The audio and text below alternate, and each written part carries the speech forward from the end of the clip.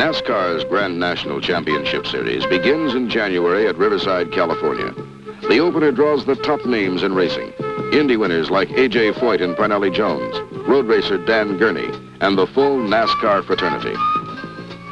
But when the dust settles after the 1969 race, the man in victory lane is Richard Petty, giving Ford a 7th consecutive Riverside victory.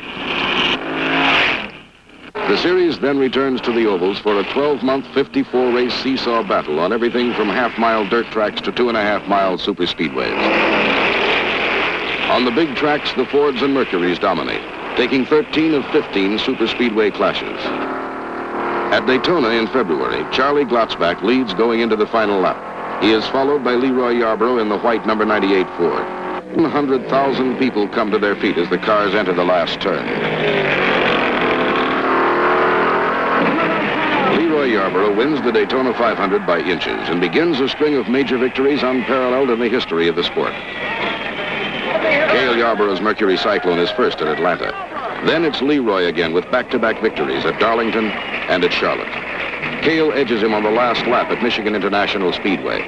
But Leroy returns to make it 2 in a row at Daytona. And Donnie Allison on October 12th at Charlotte clinches the 7th consecutive Manufacturers' Championship for Ford.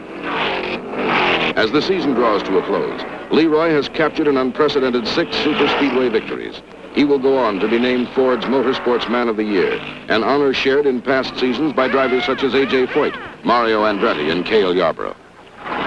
But while Leroy's number 98 Ford was the car most often in victory lane on the big tracks, the Drivers' Championship was being contested between Richard Petty and defending Grand National Champion David Pearson. On October 26th in Rockingham, North Carolina, David Pearson and Richard Petty will settle their long conflict of 1969. Well, the championship is pretty important, really. I've won it 2 years, in 64 and 67, and there was 4 or 5 of us, I think, that's won the championship twice, and my father's the only one so far that won it 3 times. And David Pearson and myself is the only ones that have a chance right now of being the second one to win it 3 times. Richard Petty is one of the toughest drivers running on the tracks today. He's good on the short tracks, dirt tracks, super speedways. He's one of the tops. Well, I would say that David Pearson is probably one of the best Grand National drivers we have. He's won enough races on all kinds of tracks.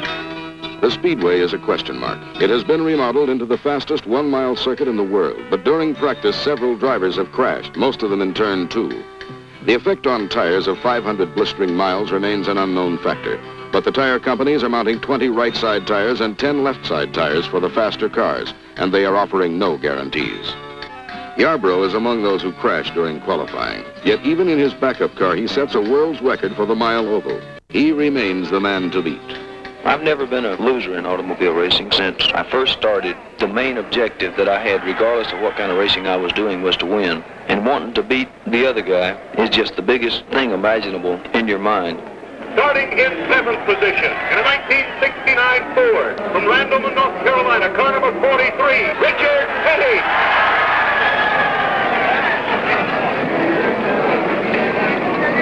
Starting in the 2nd row, in 4th position, car number 17, a young man who is the reigning Grand National Champion, driving a 69 Ford from Spartanburg, North Carolina, David Pearson.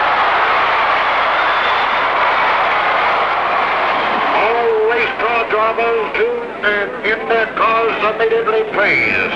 All race car drivers do and in their cars immediately praise.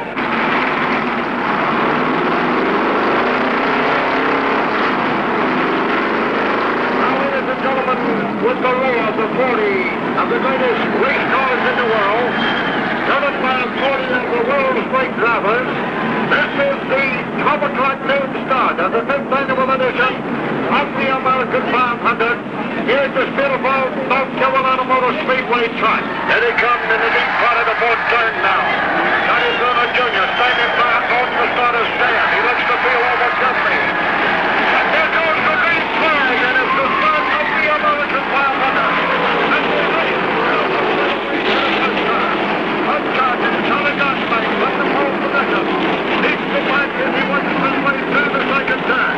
Down the next stretch now. Charlie towards the lawn.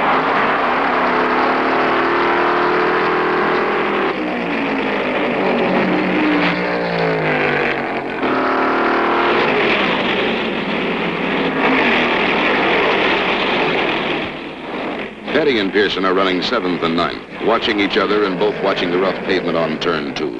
With the leaders turning laps of 137 miles an hour, how long will their tires take the punishment? The answer comes on lap 20.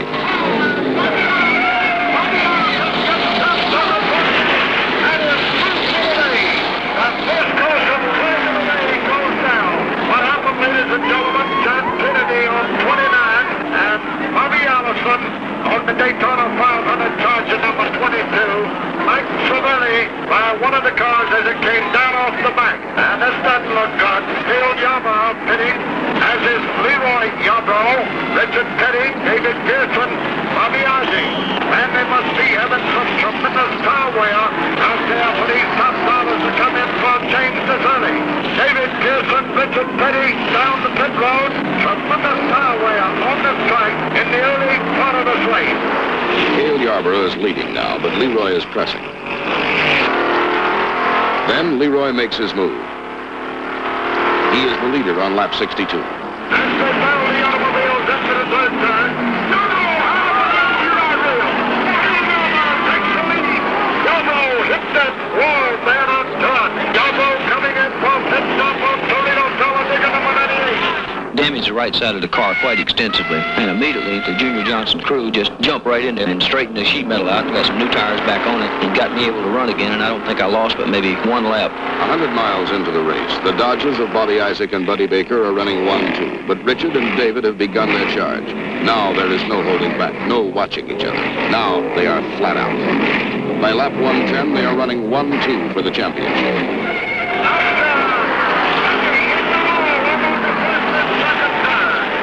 Petty has left a wheel and tire embedded in the wall of turn 2. As the Petty crew works frantically to straighten the twisted sheet metal, David Pearson moves into the lead.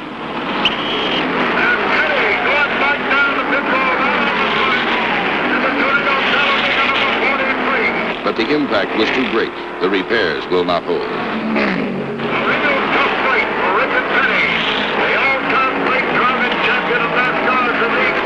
Pearson leads now. He no longer must beat Petty. Now he must beat the track.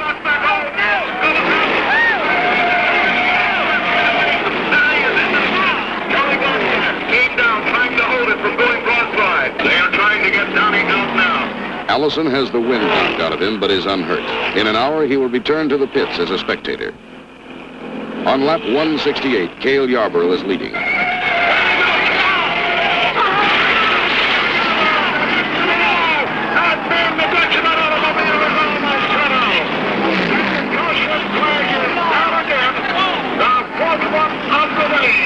It becomes a matter of survival now. James Hilton, Bobby Isaac, Bobby Johns and Buddy Young, Charlie Glatzbach. Now David Pearson and Leroy Yarborough, the leading money winners of the '69 season, have at each other. With Petty out, Pearson doesn't need to win this race to remain champion. But as long as the race is there to be won, he will try to win it. David wanted to win the race, and I wanted to win the race. And the way that we go about doing this, I guess, is just run one another hard enough to break. It was pretty evident we weren't going to slow down regardless of what we got on our pit boards and all. Now Leroy Yarborough comes to the inside to David Pearson. He's trying to get around him. They've got some traffic in the first turn. He goes back Indian file. Leroy Yarborough and David Pearson, side by side, looking for the lead, and Leroy Yarborough is going to have it, it looks like. But Pearson's engine has developed a misfire. It is over. Yarborough takes the checkered flag. Pearson is second on 7 cylinders.